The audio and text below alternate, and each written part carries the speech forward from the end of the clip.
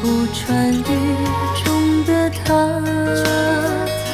愿做他掌上的明珠，献上我纯真的祝福。回忆中的路开满花簇，绽放半世的光速。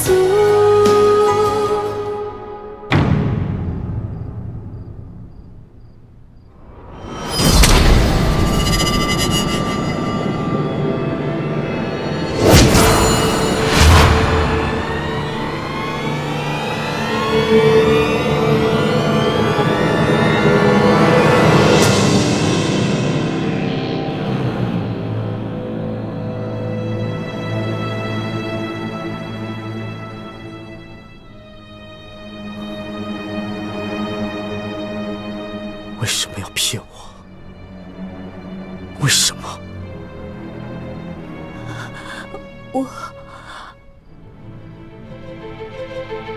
我不知道你在说什么。事到如今，你还想骗我？你们明明就是明珠谷的杀手，你们也不是什么兄妹，而是师姐弟。你们遇见我也不是什么机缘巧合，而是为了那把金钥匙。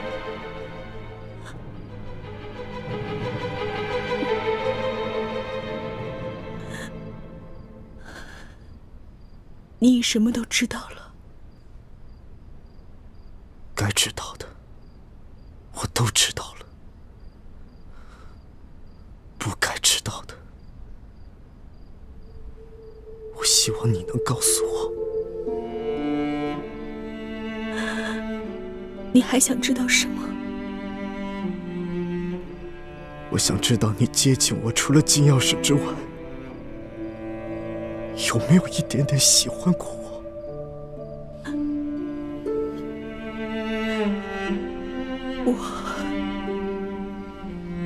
不要撒谎，说实话。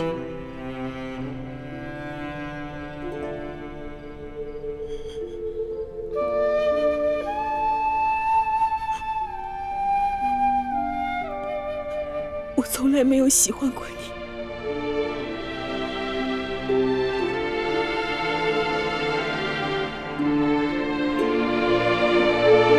你杀了我吧！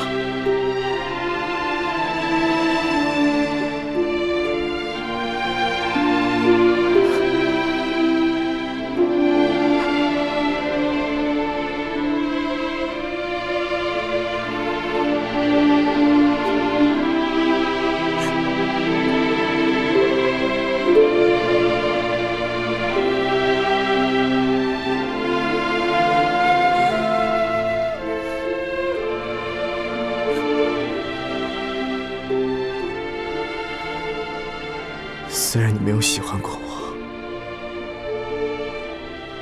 但我却是真的喜欢你。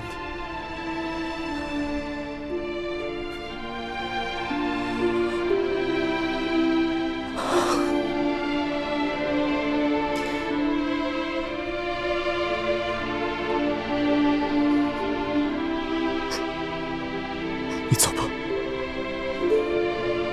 还有你的师弟。你们都走吧。你说什么？你要放了我们？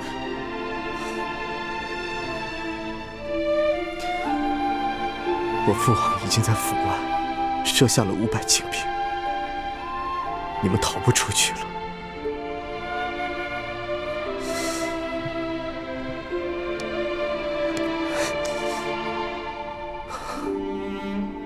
拿着这把匕首，以我为人质。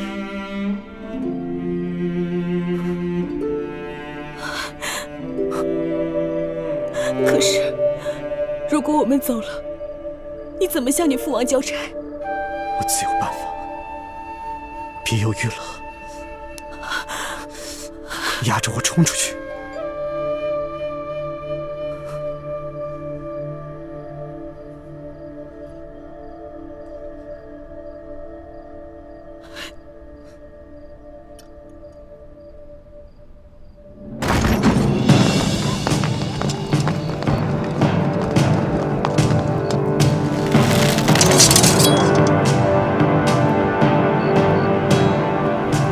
前营，聂不胜，你们赶紧放开二公子，我还能替你们兄妹二人在王爷面前求个情，否则的话，我今天让你们死无葬身之地。让开，否则我就杀了二公子。混账，还不让开！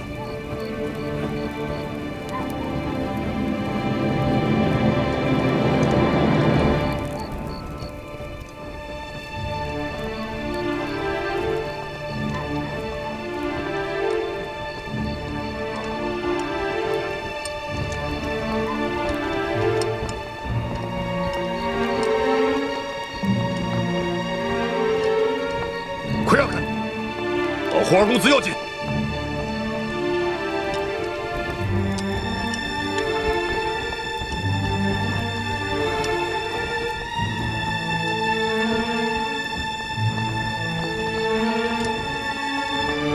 慢着，干什么？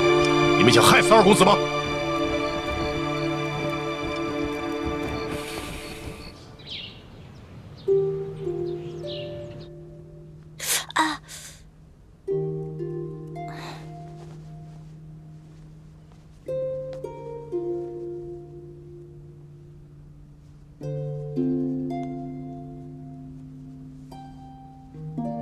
丽妃娘娘吉祥。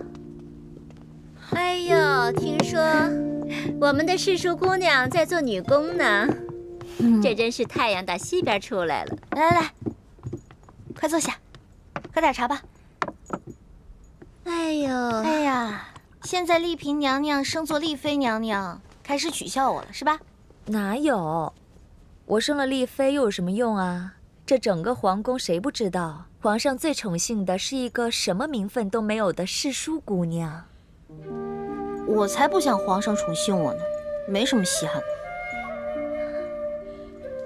的。哎，让我看看，让我看看啊！这是我第一次做女工，特别丑，你别笑我啊。咱俩一块长大，我还不知道你。来吧，我不会笑你的。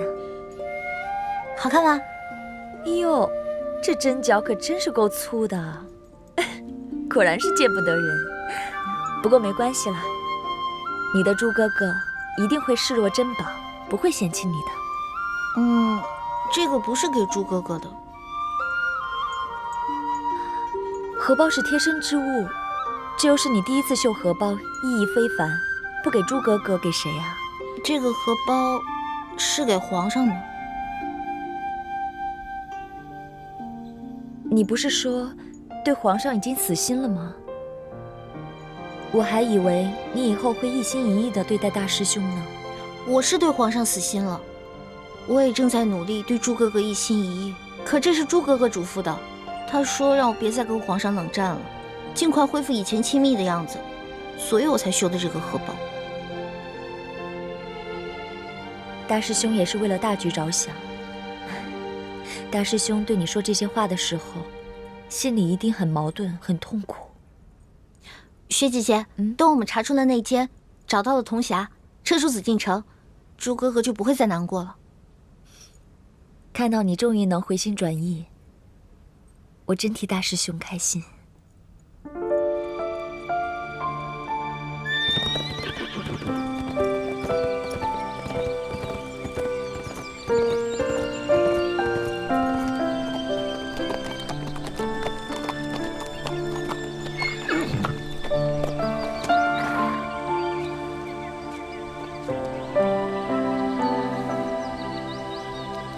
应琪，不，我现在已经没有资格叫你应琪了，还是叫你二公子吧。二公子，多谢救命之恩。你们快走吧，我不想再见到你们。如果下次相见，绝不容情。二公子，二公子，撤！快走，再不走就来不及了。这。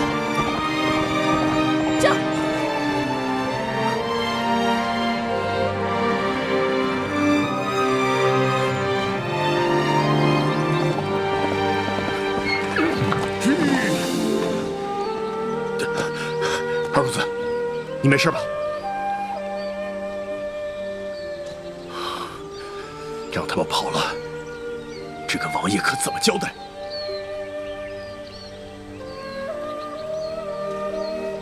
快，在我胳膊上砍一刀！啊！这还不动手？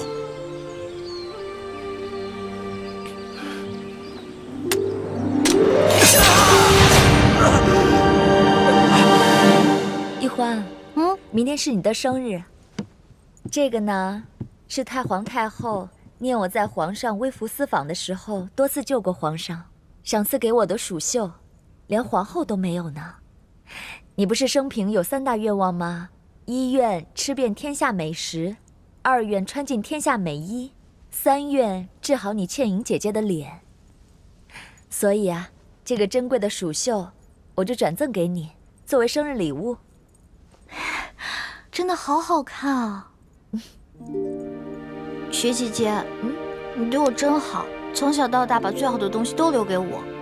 谁让你是我的乖乖小师妹呢？哦，对了，其实你对皇上付出了更多，可是这太皇太后不仅没有赏赐你，连召见你、嘉奖你几句都没有。哎，我才不稀罕那个老太婆奖赏我呢。如果时光可以倒流，我才不会替那个说话不算数的伪君子皇帝出生入死呢。大师兄要是听到你这番话，指不定有多开心呢。哎，对了，你和大师兄还有康熙是同一天生日，我还有一件生日礼物要给你，你猜猜是谁送你的？什么呀？哇，是头小猪啊！长得跟我还有点像呢。是你的猪哥哥送给你的。大师兄啊，担心他来不及赶回京城，早就预先给你准备好了礼物，放在我这儿，托我转交给你。你的猪哥哥是让你把它挂在胸前，系在心间呢。可是我手太慢了，光给龙小弟绣了一个荷包，猪哥哥的生日礼物还没有准备呢。没关系，虽然荷包是给皇上的，可是你的心是向着大师兄的呀。大师兄知道了，一定会很满足的。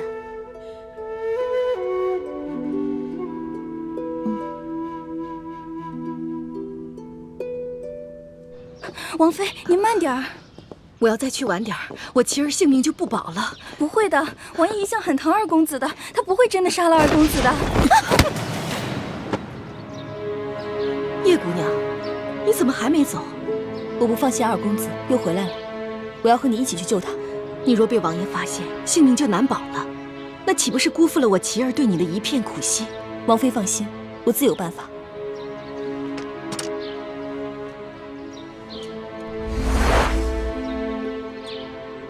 府上没有人见过我的真面目，我现在马上假扮成你的丫鬟，随你一起去王府。不行，你去只会火上浇油。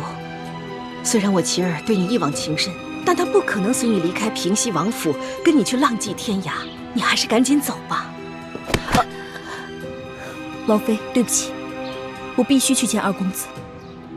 我用的手法很轻，你的穴道很快就会解开。希望你尽快赶到平西王府，和我一起救二公子。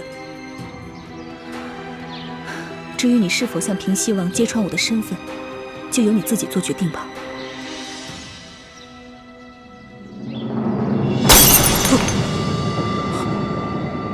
他们就这样拿你当人质给跑了。父儿息怒，是孩儿一时冲动。当孩儿知道樊倩也是明珠谷的奸细之后，很是气愤，想不明白为什么他会这么对我，于是跑去和他对峙，结果没想到他却突然对孩儿出手，孩儿奋力抵抗，结果却不是他的对手。当他一剑刺向孩儿的手臂时，孩儿才幡然醒悟，可是已经来不及了。王爷，都怪属下无能，竟然让那2个奸细给跑了。父王，此事是孩儿一个人的错，与石将军无关。是吗？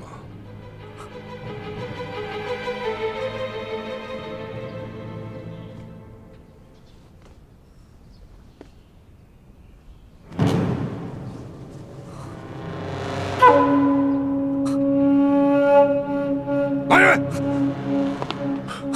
王爷，将这个不孝子推出去斩了！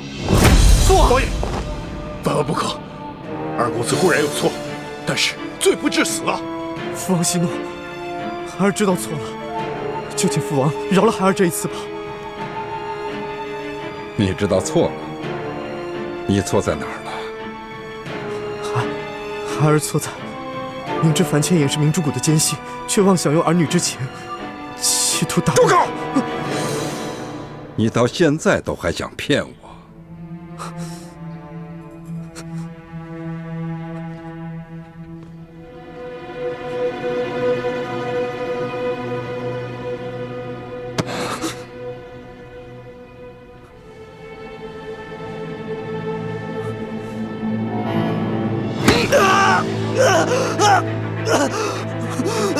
现在知道疼了？据我所得的密报，樊倩影可是明珠谷一众前明精英联手调教出来的绝顶杀手，而你不过是一个手无缚鸡之力的文弱书生。他若对你下手，你还有活的机会吗？这一剑不伤及要害，就说明他对你手下留情。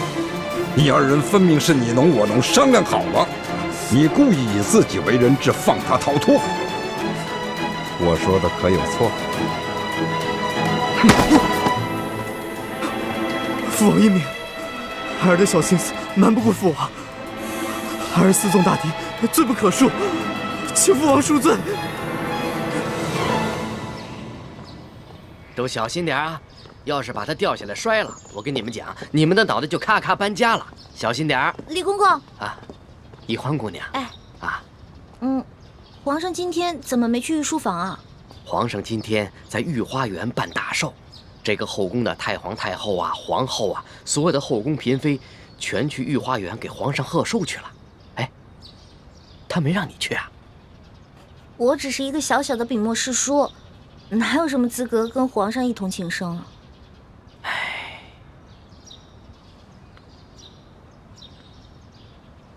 宜欢姑娘，不是老奴多嘴，你这个性子啊，你得收敛一点儿。当初皇上扮成侍卫跟你结拜，只不过是一时兴起，图一个好玩，你还真就当真了。我跟你说，皇上毕竟是皇上，幸亏他胸怀宽广，对你又是一番真心。这要是换了别的妃子啊，竟敢忤逆皇上，就咔早就被皇上处死不知道多少回了，你知道吗？当心点儿。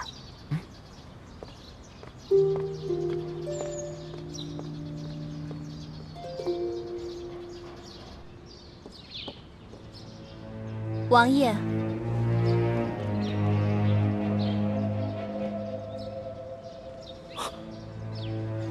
你是何人？回王爷，奴婢是侧王妃新买的丫鬟秋月。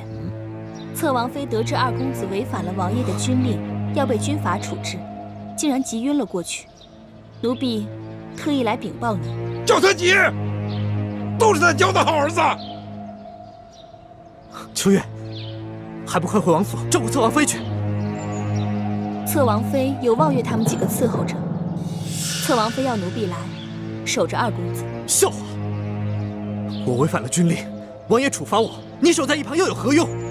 还不赶紧退下！慢！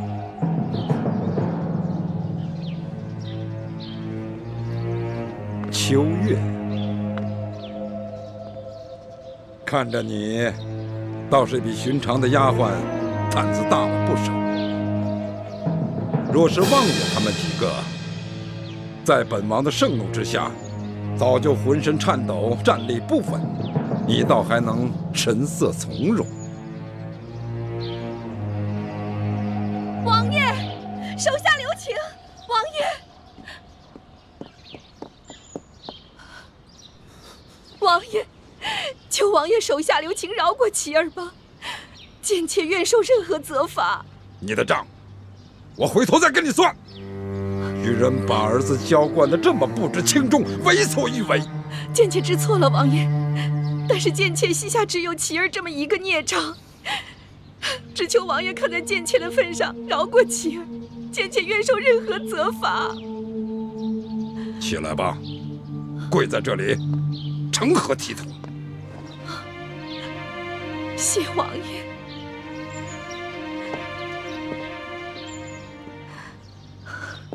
琪儿，难怪你父王震怒，你怎么可以为了一个女人敌我不分，私纵强敌？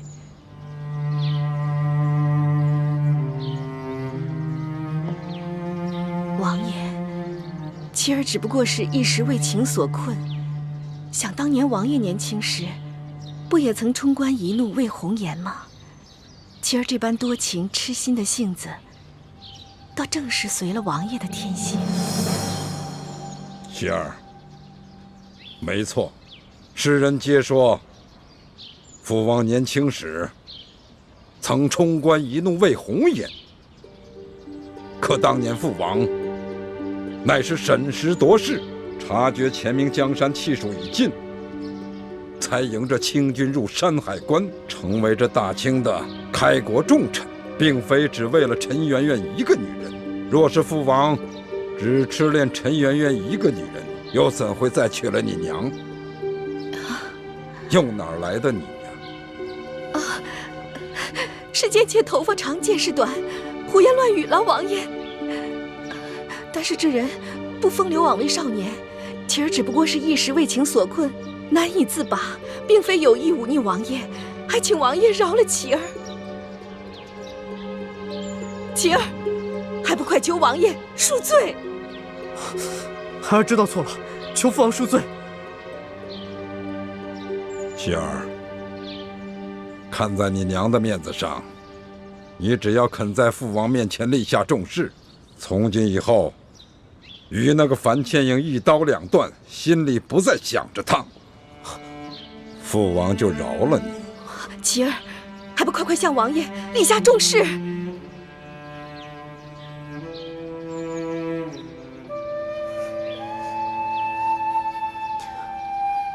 娘，父王，孩儿不能立此重誓。孩儿不想欺骗你们，因为孩儿做不到。琪儿，你就醒醒吧！那个樊倩影对你的感情根本不是真的，她接近你就是为了利用你，她根本就不爱你，更不值得你爱。不是的，我相信倩影是爱我的。父王，虽然我们俩立场不同，但是我们俩却是真心相爱的，并且我们俩谁都不愿意玷污了这份真情。王爷，来人！二公子违反禁令，私放强敌，罪不可赦，拖出去给我斩了！王爷，万万不可呀！王爷，王爷，贱妾只有琪儿这么一个儿子。王爷若杀了琪儿，倩妾也就不活了。王爷，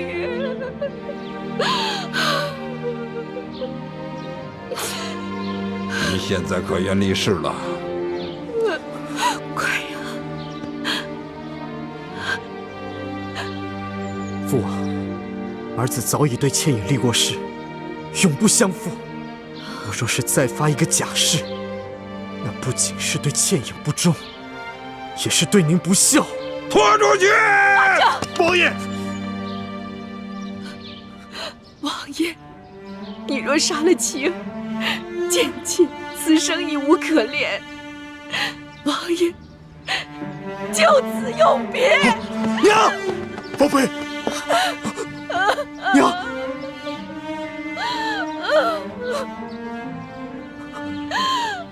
罢了。玉柔，看在你尽心尽力扶持了本王20年的份上，我就饶了妻儿这一次。不过死罪可免，活罪难饶。来人，将二公子推出去，重责50军棍。是。谢王爷不杀之恩。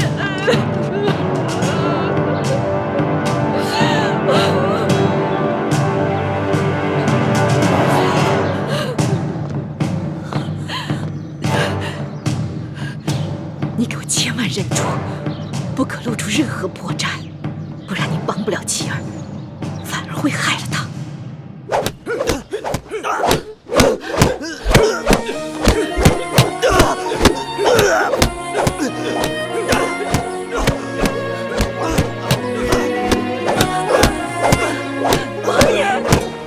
王爷，求你不要再打妻儿了，要打就打剑气吧，王爷，王爷，求您了，王爷。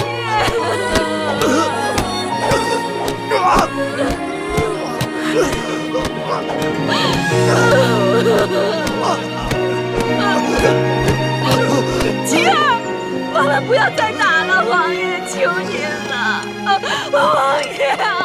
打！求了！军令如山。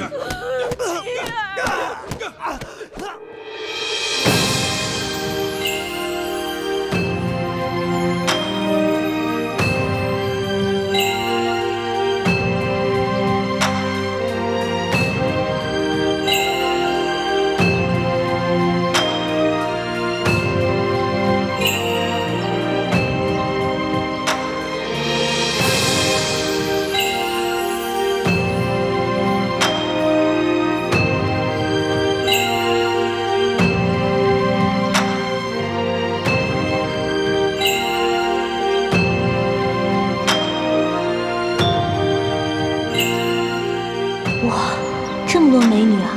环肥燕瘦，春来秋菊，好漂亮。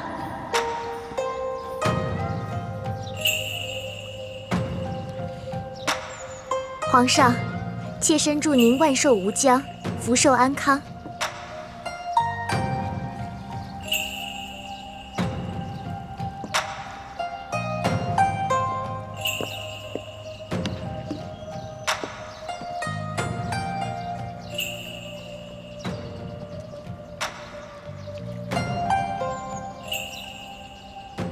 皇上，臣妾知道皇上朝政繁忙，常常睡不好觉，所以亲手为皇上缝制了一个荷包。荷包里装着12味中药和香料，既能驱蚊虫，又能安神解乏。臣妾手笨，自然不能跟各位姐姐相比，不过是臣妾的一点心意罢了。这个荷包绣得真漂亮，闻一闻还有一股清香呢，神清气爽。有劳贤妃了。这贤妃的手啊，真巧啊，比起这御用绣娘的手啊还要巧。着实，在哀家看来，这后宫里头没有一个能比得上她呢。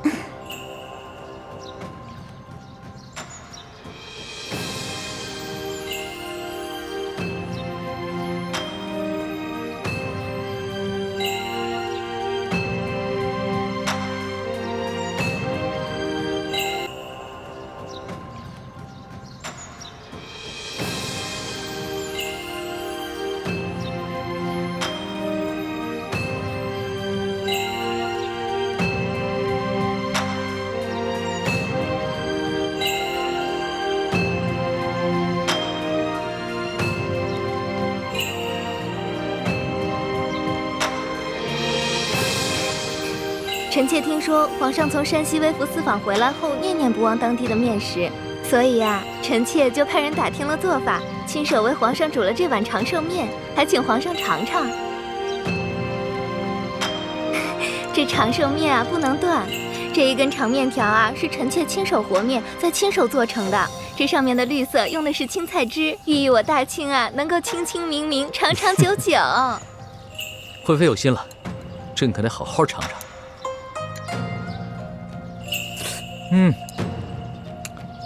惠妃好手艺啊！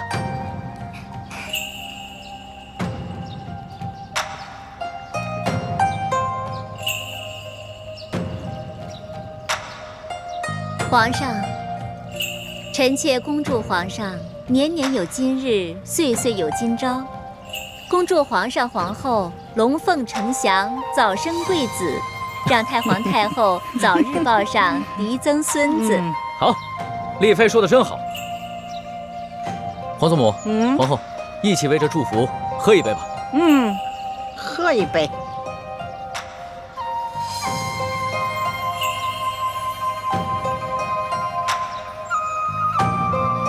皇上，您不是有一个笔墨诗书姑娘？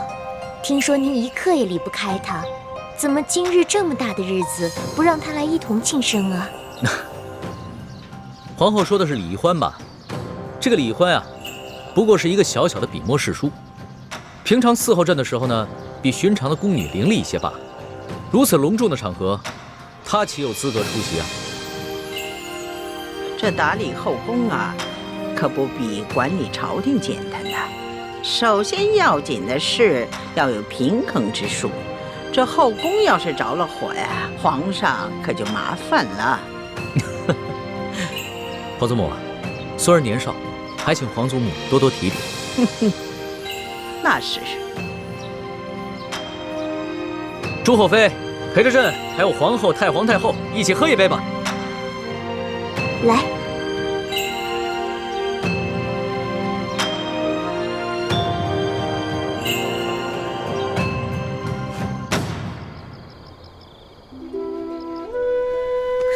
梨花，你能不能有点出息啊？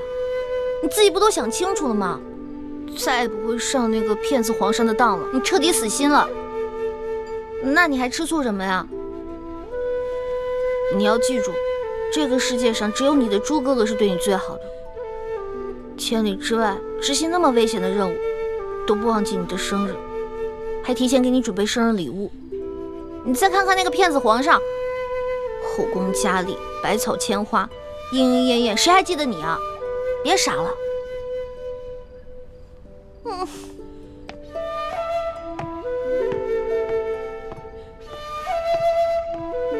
易欢姑娘，叔父，你怎么来了？今儿啊，为了给皇上庆生，这个御膳房呢做了好多精美的美食。我呀，特地选了几样特别好的，拿给你尝尝鲜儿，啊。叔父，这些都是皇上让您给我送过来的吗？皇上？啊，不是，是我啊。我觉得你平时啊爱吃好吃的，所以啊，我就特地拿过来给你尝一尝，也算是我这当叔父的一点心意。叔父，你等一下啊。啊？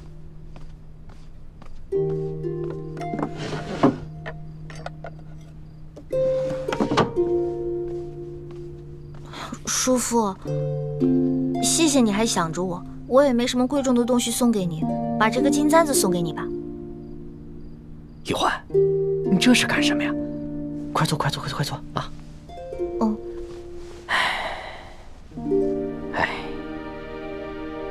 叔父是个太监，这金银珠宝呢是叔父最大的爱好。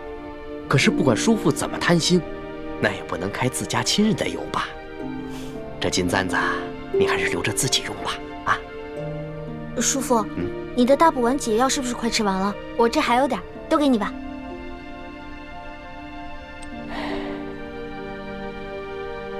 易欢，这每个月都服一颗大补丸的解药，这也太麻烦了。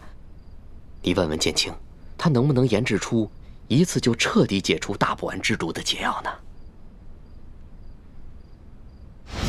叔父不想认我们这些亲人，还让我转告你，不要再去打扰他，他不想被我们所累。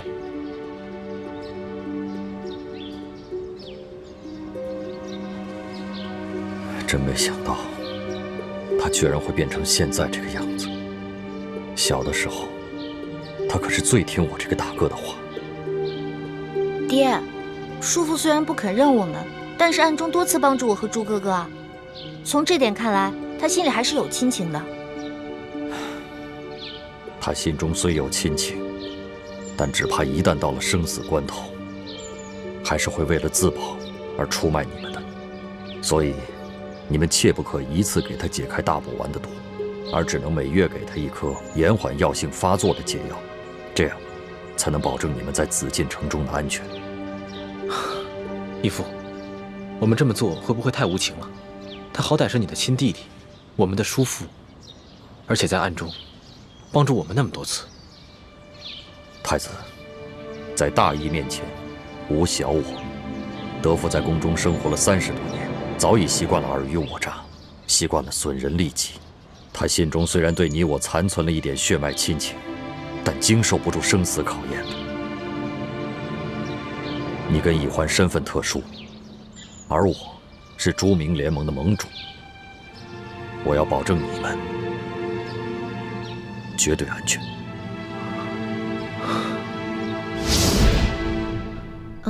叔父啊，这个彻底解除大补丸的解药，我哥哥正在研制当中呢。如果研制出来了，到时候一定给叔父一份。好吧，但愿你们没有骗我。哎，好了，不说了，你快点吃吧，我就回去了。叔父慢走。哎。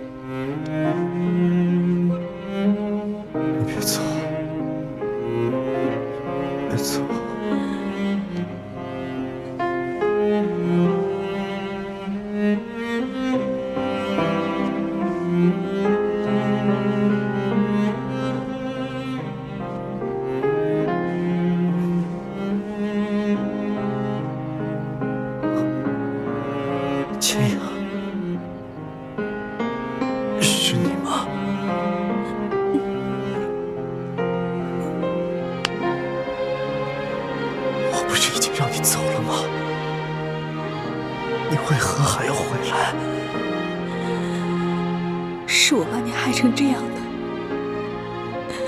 我舍不得你，也放心不下。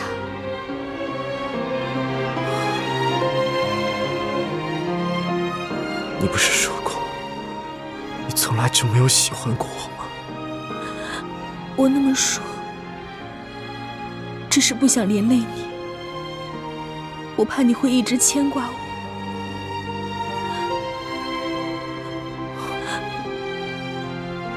其实，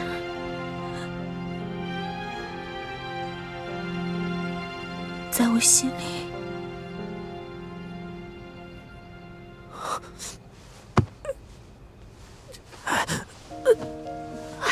你别动，才刚给你上的药。是你亲自给我上的药吗？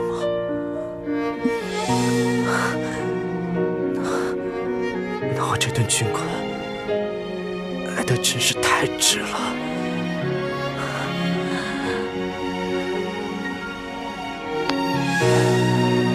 千阳，既然回来了，就别走了，好吗？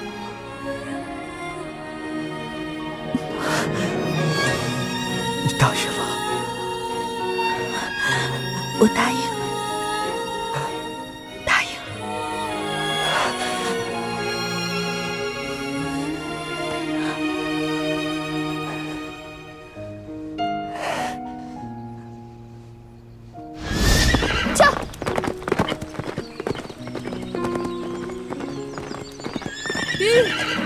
玉，樊师姐，吴三桂怎会把我们的底细一下子了解得这么清楚？难不成我们明珠谷中也有平西王府的奸细？不错，咱们明珠谷中不仅有鳌拜安插的奸细，还有平西王府安插的奸细。师弟，我们现在该怎么办？这样吧，大师兄和师傅他们正在前往滇都，我现在就赶去与他们会合，告诉他们这个重大的消息。至于你还是想办法继续留在吴应奇的身边，再打探一些消息。其实，我担心吴三桂会对吴应奇重罚，也很想回去看看他现在到底是什么样子。可是，他已经知道我们是明珠谷的人，这次能放我们走，也是看在以前的情分上。而且，他也说过，再也不想见我。他那只是一时生气说的气话，他其实心里还是很想再见到你的。师姐，我看得出来，吴应奇对你是真心的，而且他对他父亲吴三桂一切的所作所为也似乎并不赞同，所以，他心里并不会真的憎恨你。可就是因为他对我是真心的，我才不想再利用他。师姐，我们要做的是光复大明的天下，造福天下百姓。连大师兄都可以为了光复大明的大业，把与小师妹的儿女情长暂时放到一边。你可千万不要在这个时候犯糊涂，因为吴三桂那个大奸贼的儿子而分不清轻重。好，我这就回去。撤！撤！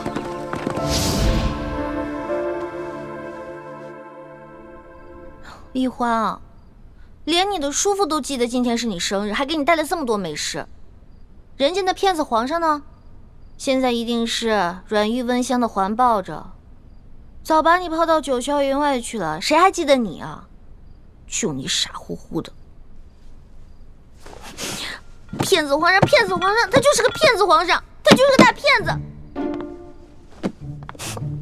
大骗子，大骗子，你就是个骗子，骗子皇上。哟，背着朕偷嘴呢。皇上吉祥。行了，这里又没有外人，别装了。皇上，你怎么跟鬼似的，不出声直接进来了？你吓死我了！朕今天啊，陪着太皇太后和众后妃，心里一直惦记着你的，这不是给你送好东西来了。皇上用不着破费，这些好东西啊，应该送给您的皇后娘娘、贤妃娘娘、惠妃娘娘，送给您的后宫72宫娘娘啊，送给我干什么？朕不过是有1位皇后、4妃、9嫔，接下来就是贵人、常在、答应等数10位，哪有72宫娘娘？再说了，这许多主位还都空缺着呢，你是不是看上哪个位分了？你告诉朕，朕明天就封你。奴婢怎么配啊？皇后说的是李易欢吧？她呀，就是一个小小的笔墨侍书，这侍候朕啊，比寻常宫女伶俐些罢了。这么正式隆重的场合，她有什么资格列席呢？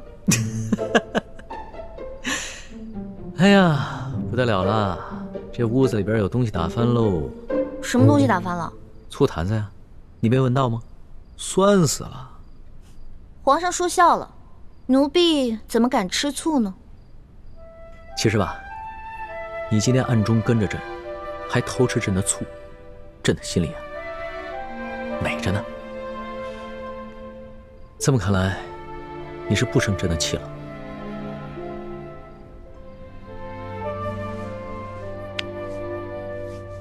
老大，别生小弟的气了。你还记得，朕当初化名龙三与你在摘星楼结拜，我们俩同月同日生。今天是朕的生辰，当然也是你的生辰。这个生辰要跟你一起过才有趣啊！你看，朕记得你曾经说过，你在家乡的时候，每次过生辰，你爹爹和哥哥都给你做这个荷花灯，让你放了祈福，对吧？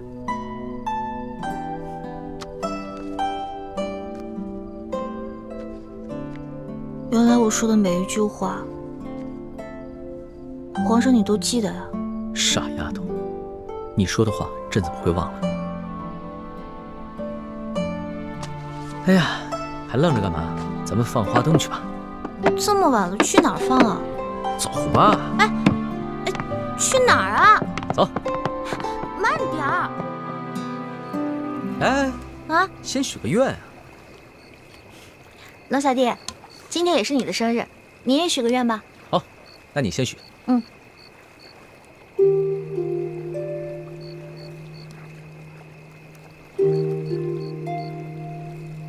许的什么？我不告诉你，该你了。朕的愿望可不怕告诉你，这愿和你年年有今日，岁岁有今朝。放吧。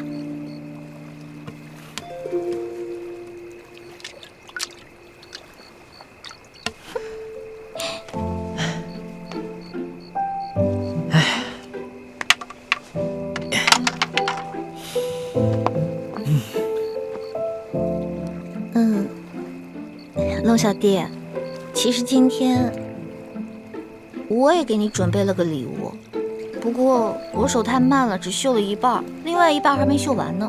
你不是一直在生朕的气吗？还给朕准备了礼物啊？本来是想好好给你准备的，结果今天看到你的后宫嫔妃都给你准备了那么多的珍奇异宝，尤其是那个贤妃，绣了那么好的荷包给你，我这个……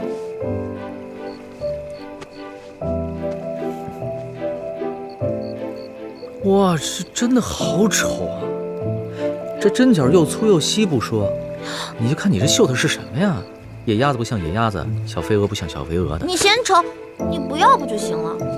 谁说我不要啊？这虽然是我收到的最丑的荷包，但也是市场最珍贵的一个孤品。老大，这是你第一次做女工吧？还说呢，人家的手指都快扎成筛子了。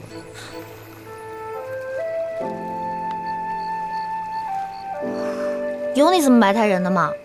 还什么小肥鹅野鸭子，这我明明绣的就是什么呀？朕完全没有看出来。我绣的是京城第一酒楼的烤鸭，行了吧？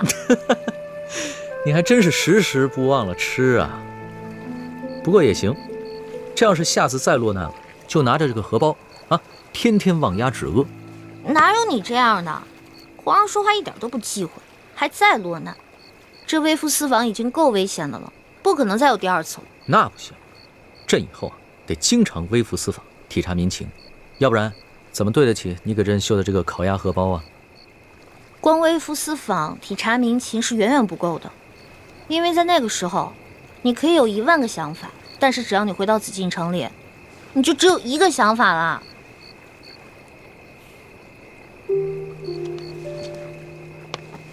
老大，朕知道这次的事情让你一定对朕很失望，但是朕也是迫不得已。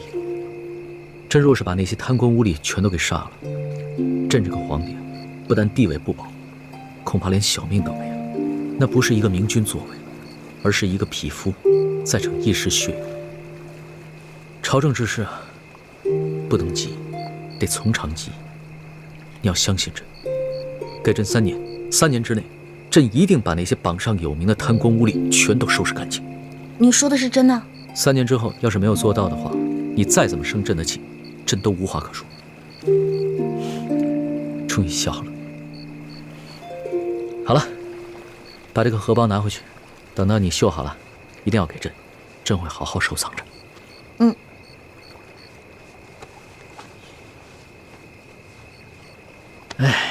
其实啊，朕也给你准备了一份礼物。这什么呀？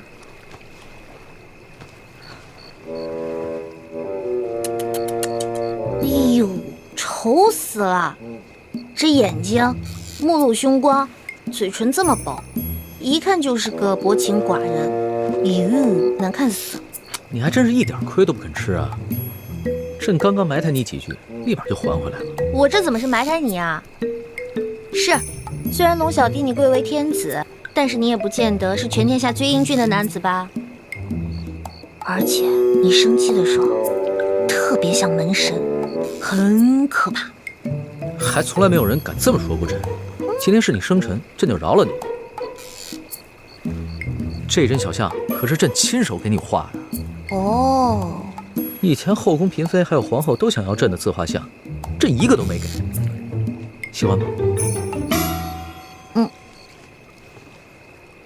老大，朕今天在后宫嫔妃面前对你表现的并不在意，其实是为了保护你。这些后宫的女人们，平常看起来姐妹相称、谦恭有礼，其实都是明争暗斗，各有所图。朕喜欢你，就是因为你心思单纯，和她们都不一样。朕不想因为朕的偏爱跟你树敌招祸。当年，朕的皇祖父和父皇都是天生的情种，他们个个要美人，不要江山，陷大清于危难而不顾，所以皇祖母对此一直耿耿于怀。他最忌讳皇帝专宠，朕要顾及皇祖母的想法，就不能在众人面前表现出对你的偏爱，这也是对你的一种保护，你明白吗？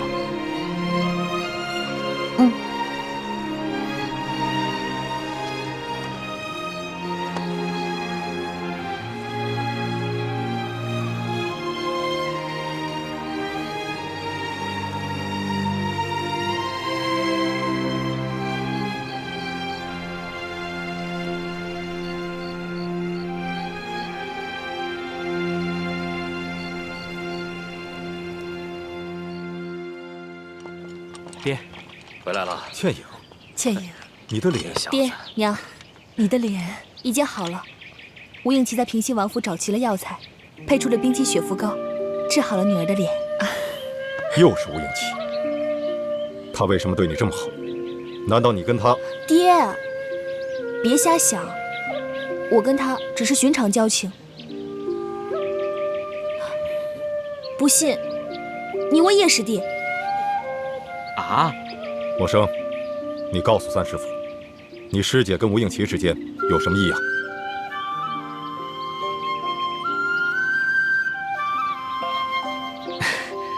三师傅，你放心吧，师姐是行事有分寸之人，绝不会跟吴三桂的儿子有任何逾矩之事的。好了，先进来吧。进来吧，走吧。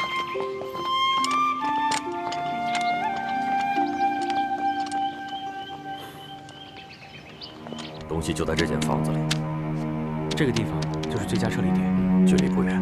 我们就在这个地方接应。倩影，你这份平西王府的地形图绘制的不错，一定花了不少功夫。总算听到爹爹的赞许了。其实你爹一直都很疼你的，也以你为傲。不过很奇怪，吴三桂当初给吴应琪的钥匙说是真钥匙，可我从吴应琪那调包的却是假钥匙。是不是吴应琪把这个金钥匙给调包了？不可能，他一个手无缚鸡之力的文弱书生，而且也不知道这金钥匙的秘密，他调包又有何用呢？你在负责执行这个任务，你跟吴应琪相处了这么久，爹相信你的判断。谢谢爹。如果吴应琪没有调包金钥匙，那应该吴三桂交给吴应琪的就是一把假钥匙。他想利用樊师妹传递假消息给我们，让我们误以为金钥匙已经不在他手上。这个吴三桂真够狡猾的，他居然学着鳌拜，也在咱们明珠谷安插了奸细。现在当务之急，我们是要把内奸给找出来。默生跟倩影在云南1个月才被发现，这就说明咱们明珠谷的内奸身份并不是很高。以后几个孩子的行动只能由咱们几个师长知道，不能让谷中的任何人知道。我和樊师姐调查了很久，真的金钥匙应该就在吴三桂书房的密室里。就是刚刚我说的这个书房？对，就是这儿。这里也是整个平西王府守卫最森严、最难接近的地方。太子，接下来该如何安排？义父，我觉得我们可以发挥各自的特长，各司其职。樊师妹和叶师弟负责查清楚平西王府的守卫情况和轮岗规律。好。吴师傅，你负责制造出能够接近书房的王府中人的面具，并将我们事先模拟好这些人说话的声音。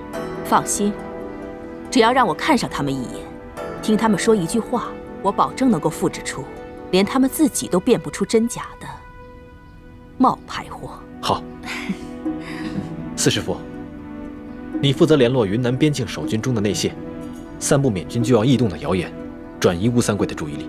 请太子放心，这些年我在云南边境的守军中安排了好几个我们的内线。好。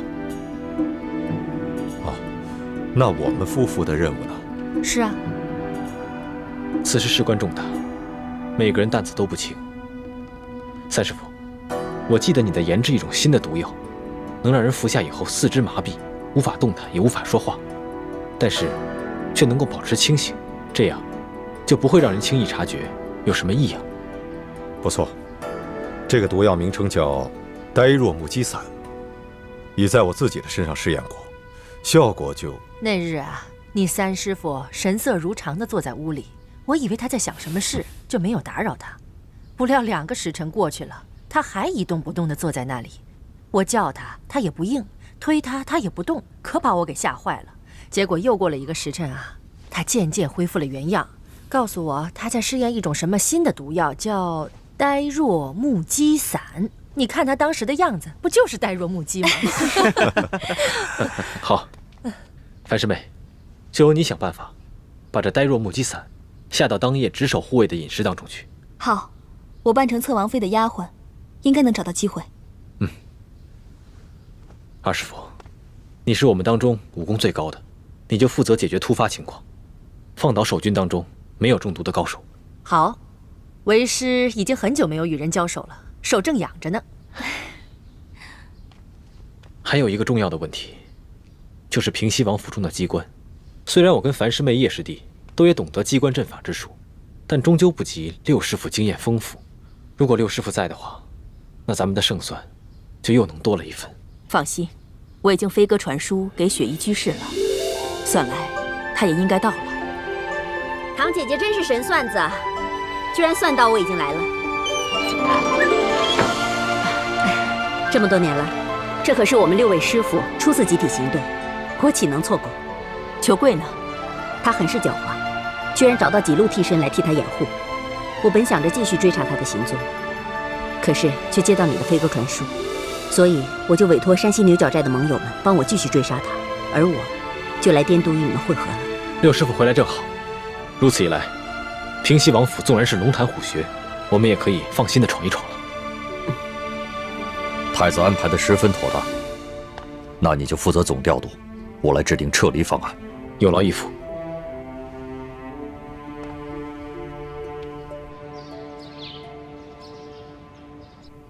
皇上，刘德昭一案牵连甚广，你打算如何处置啊？所有贪赃枉法、侵吞朝廷赈灾银两的官员，朕一个都不会放过。别的人暂且不宜动，就先拿这个刘德昭开刀吧。先杀一儆百，这样好让那些地方官看一看，看他们以后还敢尸位素餐、欺压百姓不？这个刘德昭不仅贪赃枉法、侵吞朝廷的赈灾银两，他还暗杀朝廷官员，谋害后妃，其9族共计672人，都当斩。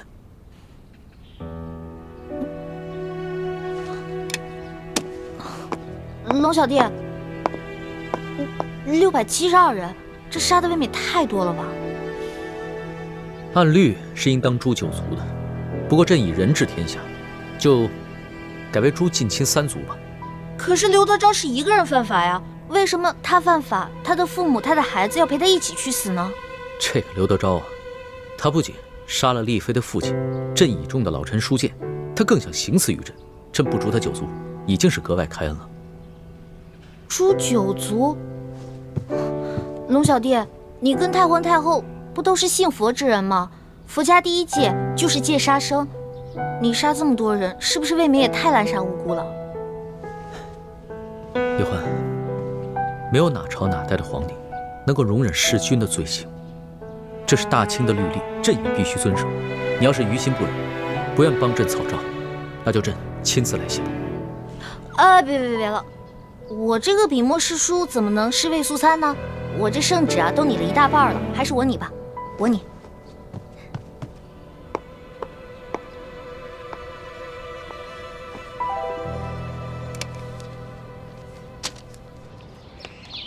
慢点儿。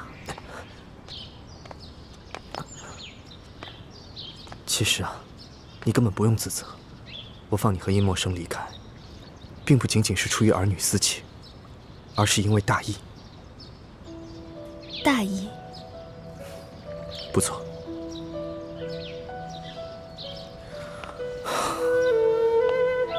其实，我很清楚世人对于我父王的评价，我也很明白未来的史书上，我父王，甚至于我，都将被列入二臣，受万世的唾骂。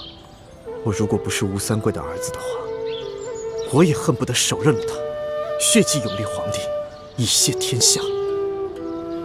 没想到，原来你心中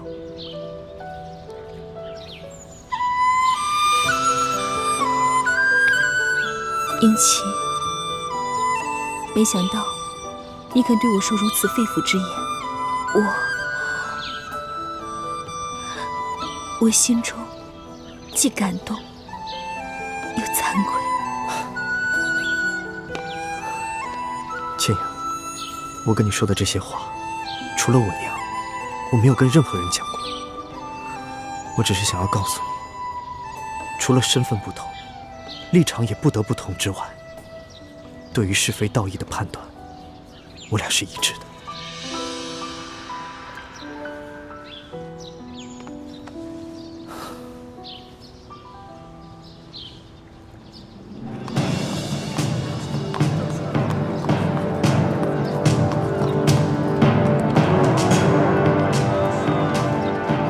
太子，前面这条街道就是平西王出入王府的必经之路。在这个街道上有处茶楼，不如我们先到楼上去，一边喝茶，一边观察王府的动静。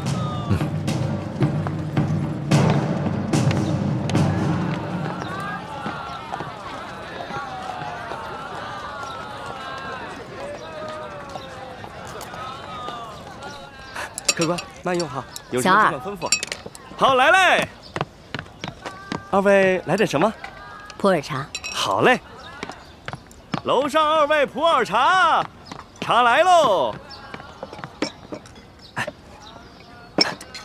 你慢用。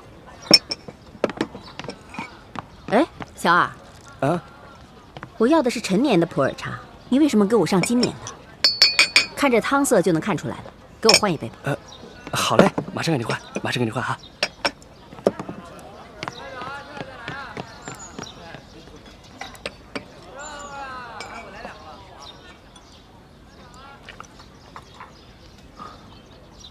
六师傅，这茶的味道不错呀。我喜欢喝味道更浓艳的。啊哟，哎，这楼下怎么这么多清兵啊？是啊，快看。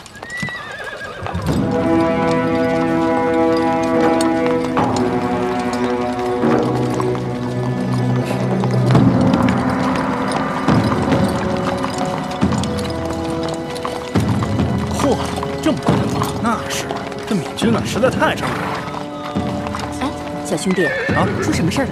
听说呀，是缅军偷袭了边境，抢夺了好多老百姓的财物。这平西王率兵出击，还击缅军呢。啊！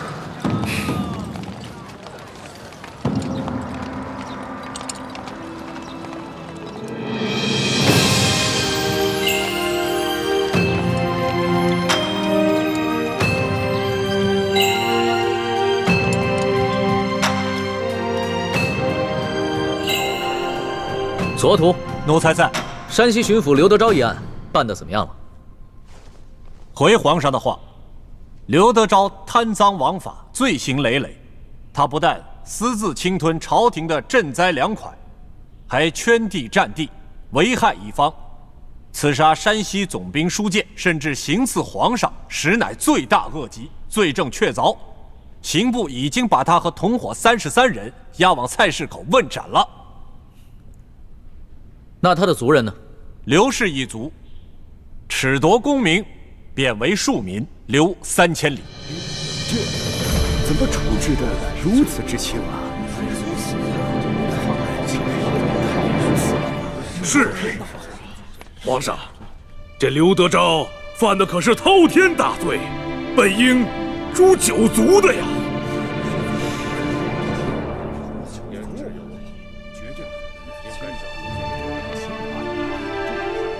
一律，刘德昭是当诛九族，但是朕念及太皇太后年事已高，并不想多造杀孽，以便为太皇太后积福。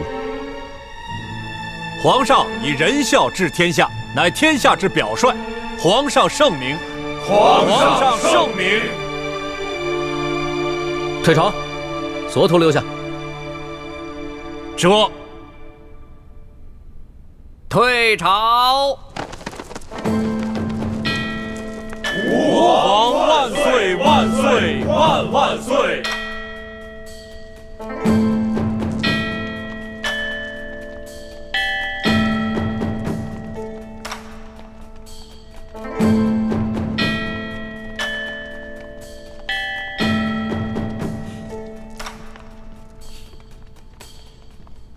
所徒，奴才在。这回刑不量刑，为何如此之轻？回皇上的话，这刘德昭罪大恶极，就算是诛他九族都不为过。可是皇上旨意说，其余族人从轻，切不可累及无辜，所以刑部以为圣意如此，所以就将其轻判，只是将他们刘氏一族褫夺功名，贬为庶民，流放3000里。朕下的旨。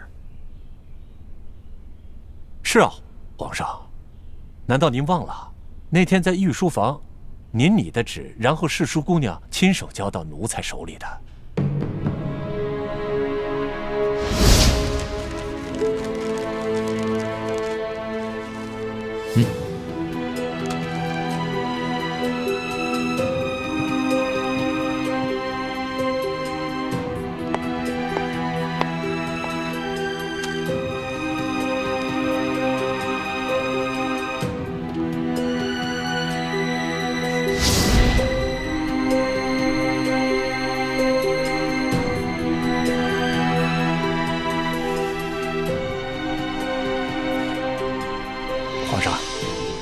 您的意思是要将刘德昭一案发回重审吗？不必了，刘德昭和他的同党都已经砍头了，这事儿就这么盖棺定论了。你先过安吧。这